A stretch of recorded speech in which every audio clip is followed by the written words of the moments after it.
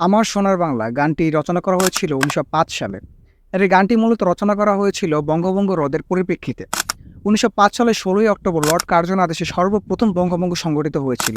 ১৭৬৫ সাল থেকে বাংলার সাথে উড়িষ্যা এবং বিহার ছিল, যে কারণে বাংলার আয়তন অনেক বড় ছিল। আর এত বড় আয়তনে ইংরেজদের শাসন প্রতিষ্ঠা করা কঠিন হয়ে পড়েছিল, যে কারণে মূলত বঙ্গভঙ্গটি হয়েছিল। যাই হোক, যারা ধর্মকেন্দ্রিক সাম্প্রদায়িক রাজনীতির বিপক্ষে ছিলেন তারা কেউই চাননি যে বঙ্গভঙ্গ সংগঠিত হোক। আর বঙ্গভঙ্গ সংগঠিত হওয়ার অন্যতম কারণ ছিল ব্রিটিশ শাসনের ডিভাইড অ্যান্ড রুল পলিসি, যেটিতে তারা সফল হতে পারেনি।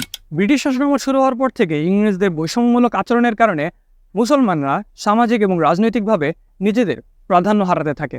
এবং সেই সময় ছিল পূর্ব বাংলায় মুসলিমদের প্রাধান্য এবং পশ্চিম বাংলায় ছিল হচ্ছে হিন্দুদের প্রাধান্য বা সংখ্যাগরিষ্ঠতা।